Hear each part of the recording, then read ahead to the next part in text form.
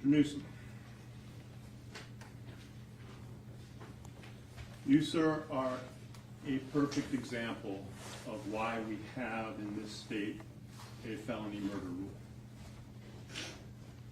I'm pretty sure, having sat through the trial, that you did not wake up that morning and say to yourself, I'm going to go kill somebody today, or I'm going to go and hook up with people who will murder someone.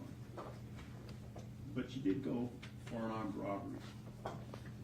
And what happens is that when you take a firearm and you rob somebody,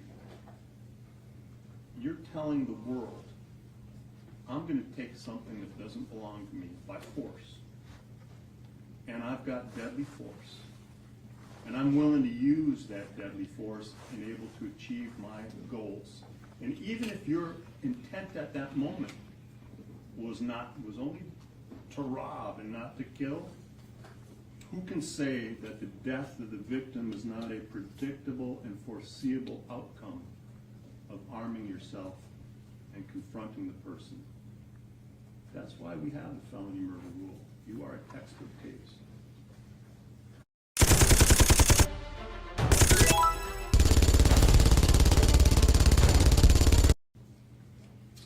During the trial, at one point, you lashed out at Robert Allen for being a snitch. I think your anger is misplaced.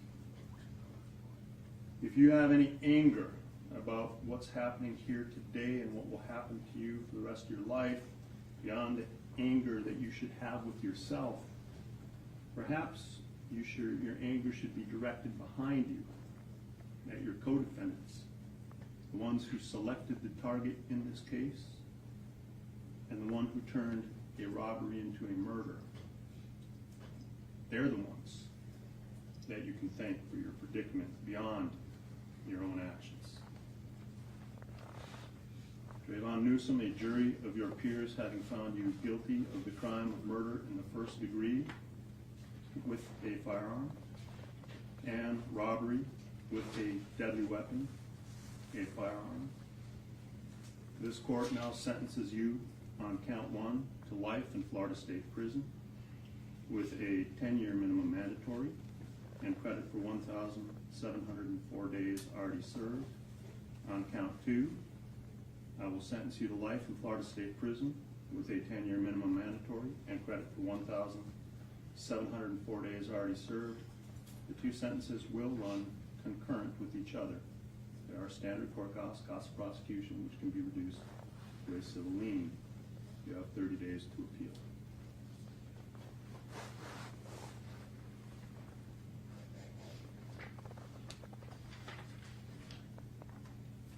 Mr. Williams,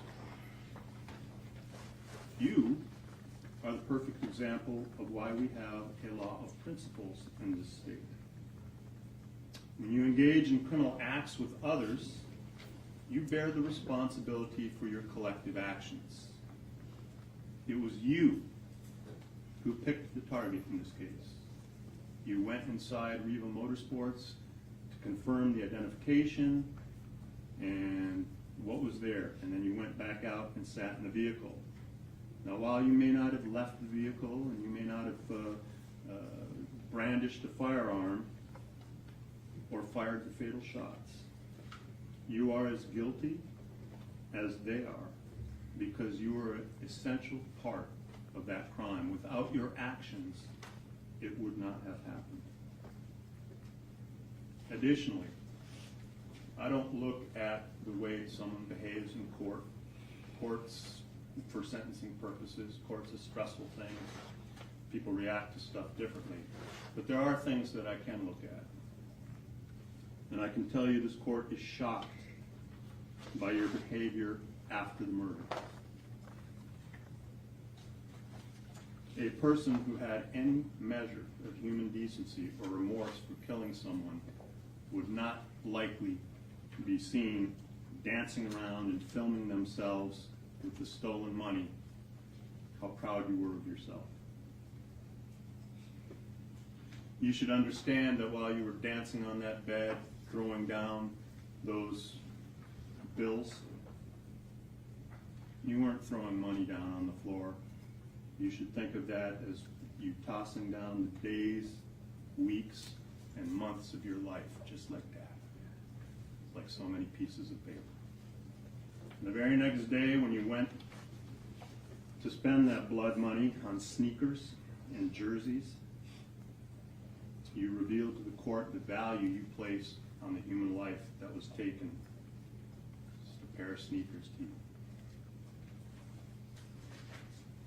Dedrick Williams, a jury of your peers having found you guilty of murder in the first degree and robbery with a firearm as a principal.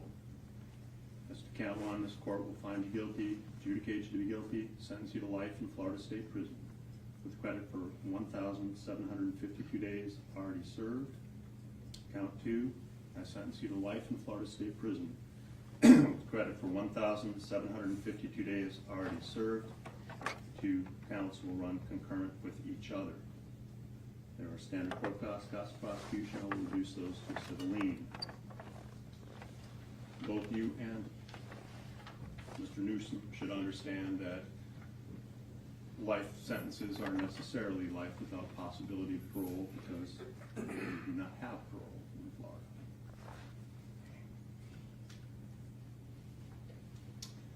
Mr. Boatwright.